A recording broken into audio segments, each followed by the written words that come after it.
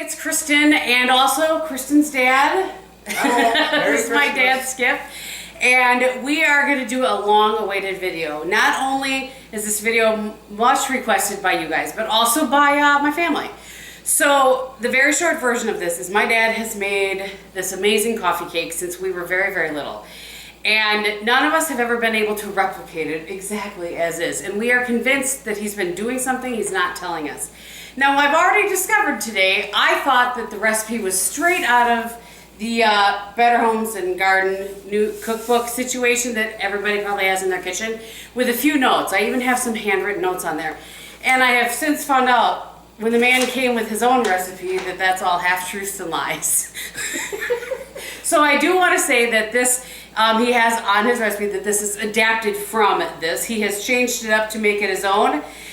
So yeah, we're going to get started today. He has done this both ways, both in a 9x13 and also in a square. This is a 9x9 pan. So that's what we are going to do today. So all of the ingredients and measurements that we have listed below is for a 9x9, 8x8, whatever pan, a small right? pan. And so this is like a cinnamon streusel coffee cake, but we are going to also put some cranberries in it because that is our family favorite. So I'm going to stop talking. I'm going to grab the other camera and try to get some other shots, and I'm going to turn the show over to my dad.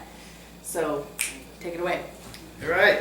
Well, the actual cookbook, just FYI, that we use, we bought when we were married in 1968. So there might be some other stuff going on that I don't know about. Some tweaks. But it doesn't matter. Right now what matters is I do the topping first. This is my favorite bowl. Kristin said, "You brought your own stuff?" I said, "Yeah, I brought my own stuff. That's what I do." And we begin with, this is white sugar. Poison. So much fat. And that is 1/3 of a cup. And then 1/3 of a cup of brown sugar. And then 2 tablespoons of flour. And then we put in cinnamon. And we measure it very carefully. Yeah, That's what the measuring spoon's for, to knock it out of the bottle. That's how my dad functions. Me, not so much. And yeah, I think it needs a little more, so I'll measure out a little more. We like cinnamon in our family. But it's like a 5th food group, really. Yeah, it is. Well, one of my kids, I don't think it was Kristin, but one of the kids asked me once if I ever cooked anything that didn't have either onions or cinnamon in it. And I was confused because I couldn't see the point. Yeah. So that said, I mix together these topping ingredients, get them nice and blended in, so to speak. And then we throw in the butter, about 1/2 stick, or 4 tablespoons if you're into measurements. And it's got to be cold. And this takes a while, so Kristin's probably going to stop the camera while I do this. Yeah, and then show you the finished product. But it takes a while because you want to really, really get it blended in. And like I said, you don't want to do this with warm butter. For some reason, it just doesn't work as well. It's different. We'll come back and show you what it should look like when you're done. So, all right. Now we're whisking up an egg. This is for the single batch. And I just like to get it looking properly blended. And then we have 1/4 cup of oil, which has already been poured by my sous chef, my lovely sous chef. And then 1/2 cup of good, perfect Wisconsin milk. I can't vouch for anybody else's milk.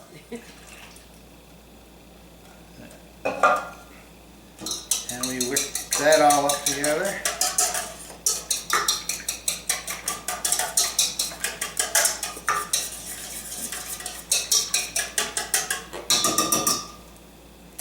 Alright then. Now comes the fun part.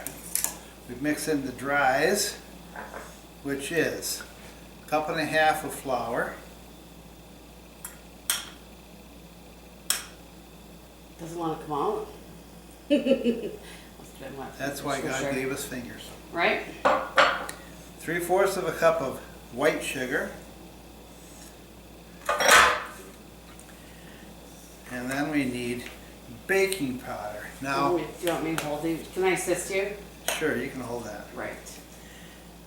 I'm pretty flexible on my baking, but don't mess with the baking powder, ever. It says 2 teaspoons, it means 2 teaspoons. No more, no less. 2 shall be the number. The number 2 shall be 2. Neither 3 nor 1.5, but 2 If any of you are Monty shall be the Python, number. Monty Python fans, that's only would actually. And then, coincidentally, cinnamon. And we want to measure that very carefully. Yeah, it looks about right. What is it supposed to be? Well, the recipe calls for 2 teaspoons of cinnamon. However, if you knew me and the way I cook, you'd know that's a very flexible number. Do you also need to put some salt in there? Yep, and then we're going to put in a little bit of salt. You got that. Oh boy. Okay, it's supposed to be half a teaspoon, y'all. Half a teaspoon, precisely measured. And we sift it together into our liquid ingredients. And while you're doing this, the oven should be heating to 375 or some appropriate number, maybe 374, 376. Now we got that, we mix it all up. And you want this to be really well mixed. This is not pancake batter where you can have lumps of dry stuff floating around. This is the good stuff. I promise you guys, this is heaven. Well, I don't want to say it's heaven, but I did get Sorry, Pastor Skip. I did get requests from Michael and Gabriel. Yeah. So I'm just saying. Now, if you want to put fruit in it, this is the point at which you add it. I like cranberries. I like apples. If I were to measure them, I would probably measure out about a cup or so. But again, they're cranberries, Wisconsin grown. You can't go wrong. Or apples, Wisconsin grown. You can't go wrong. Check out the Pineapple Hill Orchard. So you mix that all in, and voila, we have the batter, Alright. which now goes into Must be sprayed. the cake pan. Where did I put it? Where did you put it? Right here. Oh, there you go. Looks like that. Any kind of cooking spray that you prefer. We of course prefer the Aldi brand butter flavor. Back in the day, he used to use Crisco. Right? Back in the day, that's true. True story. And then we need to put this batter into the pan because it cooks a lot better in the pan. When I had kids at home, some of the batter never made it to the pan. It's before we did the whole don't eat raw eggs thing.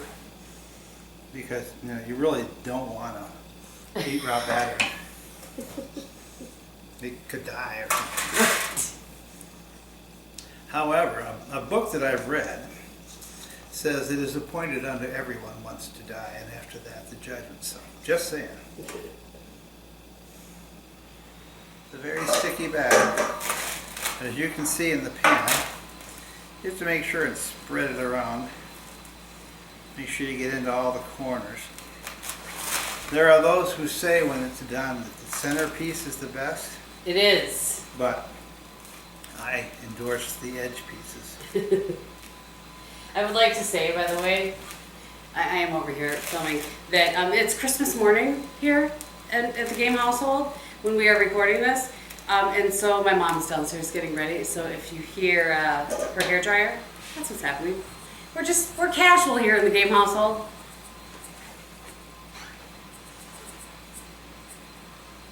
Then you put the topping on.